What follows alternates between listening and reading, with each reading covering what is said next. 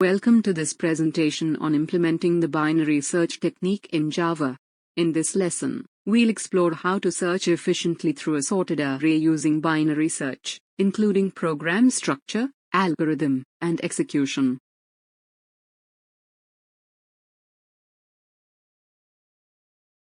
In this program, we will accept 10 different numbers from the user and store them in a single-dimensional array, or SDA. The main objective is to check whether a specific number is present in the array or not, using the binary search technique. But remember, an important condition of binary search is that the array must be sorted in ascending order. So, for this program, we assume that the array is already sorted. If the number is found in the array, the program will display search successful. Otherwise, it will show search unsuccessful. Let's now proceed to understand the algorithm.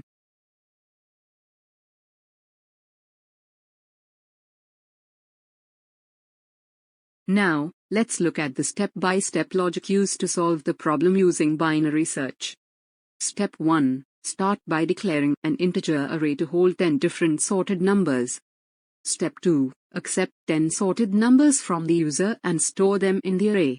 Since binary search works only on sorted data, we must assume the input is already sorted in ascending order. Step 3. Accept the number to be searched and store it in a variable. Let's call it key. Step 4. Set the low index to 0 and the high index to 9, since we have 10 elements. Step 5. Now, enter a loop. In each iteration, calculate the middle index using mid equals low plus high, divided by 2. Step 6. Compare the key with the middle element of the array. If array mid equals key, we display search successful and stop the search. If key is lesser than array mid, we set high equals mid minus 1 and search in the left half of the array. If key is greater than array mid, we set low equals mid plus 1 and search in the right half. Step 7. Repeat the loop until the low index is greater than the high index. If the loop ends without finding the key, we display search unsuccessful.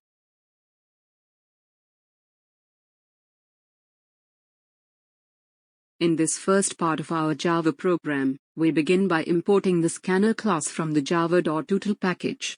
This will allow us to take input from the user. Next, we define our class binary search, and inside the main method, we create an object of the scanner class called SC. This object will help us accept user input. Then, we declare a single-dimensional array named AR that can hold 10 integer values. This array is meant to store the list of numbers in sorted order, which is very important for the binary search technique to work correctly. After that, we prompt the user to enter 10 sorted numbers. We use a for loop to store each number in the array using array I equals sc.nextInt. This ensures all 10 values are accepted and stored. Finally, we ask the user to enter the number they want to search for. This number is stored in the variable key. At this point, we've successfully accepted the list of numbers and the target number to be searched. Now we're ready to proceed with the binary search logic, which we'll implement in the next slide.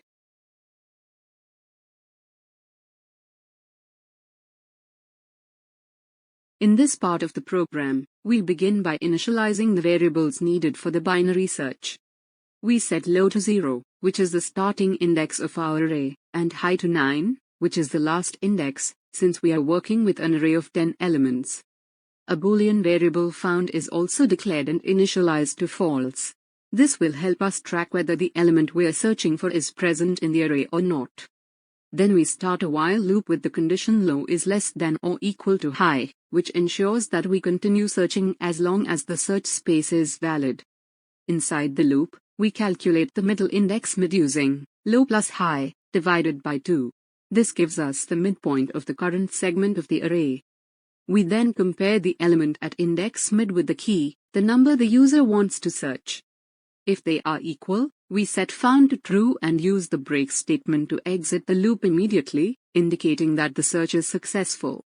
This logic is efficient and takes advantage of the fact that the array is already sorted, allowing us to eliminate half of the remaining elements with each comparison.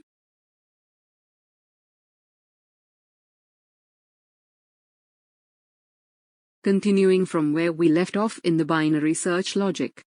If the element at the middle index is greater than the number we are searching for, that means the number must lie in the left half of the array. So, we update the value of high to mid -1, reducing the search space to the left side of the array.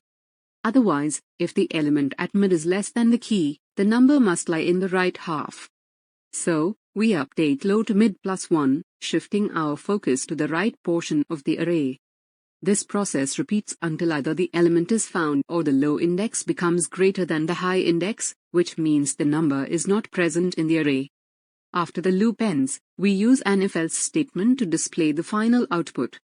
If the found variable is true, we print the message search successful. Otherwise, we print search unsuccessful, indicating that the number is not present in the list. This efficient search technique works best with sorted arrays, and it significantly reduces the number of comparisons compared to a linear search.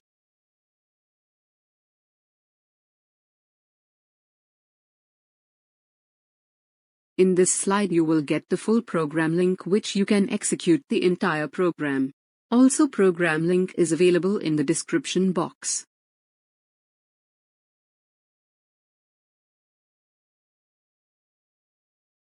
In this slide, we'll look at the variable description table, VDT, which helps us understand the purpose of each variable used in the binary search program.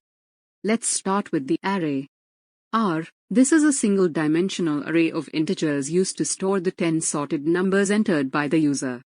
Now, let's move on to the key input and binary search variables. Key. This integer variable holds the number that the user wants to search for in the array. Low. This integer represents the starting index of the current search range. Initially, it's set to 0. High. This integer represents the ending index of the current search range. Initially, it's set to 9, because the array contains 10 elements.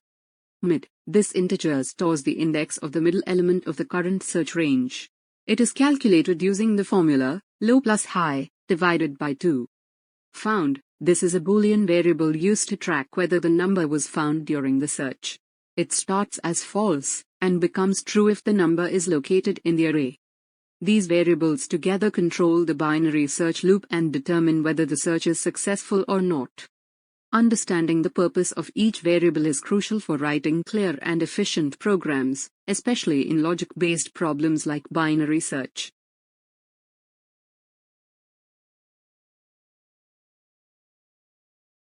In this slide, we see how the program interacts with the user.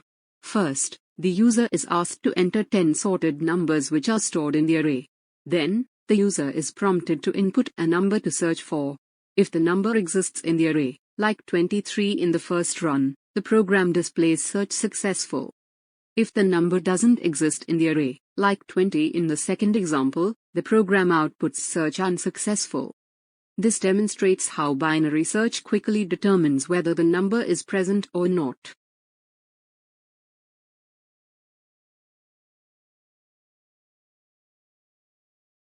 Let's now recap what we've learned in this presentation. First, we worked with a single-dimensional array to store 10 different numbers. Then, using the binary search technique, we searched for a number entered by the user.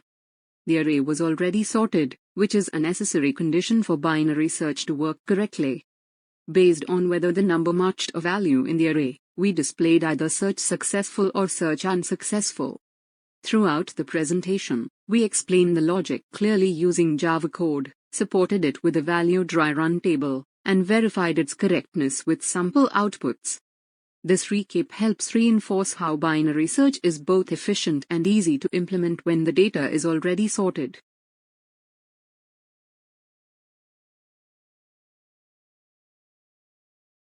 Let's now go over the key points you need to remember from this program and presentation.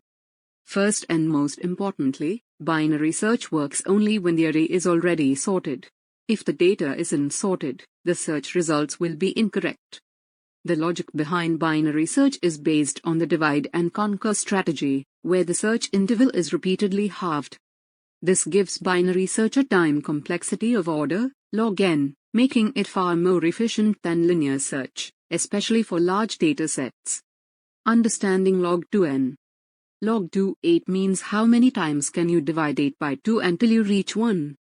8 then 4 then 2 then 1, that's 3 steps. So log 2 8 equals 3. Similarly log 2 16 equals 4 because 16 then 8 then 4 then 2 then 1. This is why binary search is so fast. Even if your array has 1 million items, binary search needs only about 20 steps. In every step, we calculate the mid value and compare it with the number we are searching for.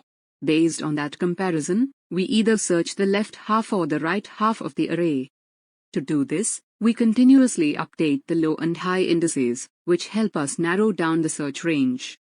In summary, binary search is a powerful tool when used correctly, and it's widely applied in real-world programming problems involving sorted data. Keep practicing this logic to strengthen your algorithmic thinking and Java coding skills.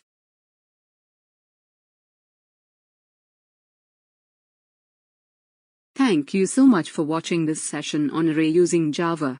I hope the explanation made the concept clearer and more enjoyable for you.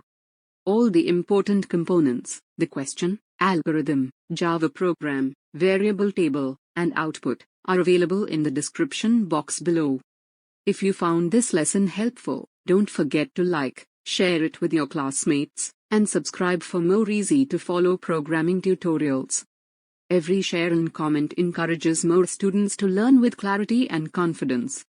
Keep practicing, keep building, and remember, your journey to becoming a great programmer starts with mastering the basics. See you in the next session, and as always, happy coding!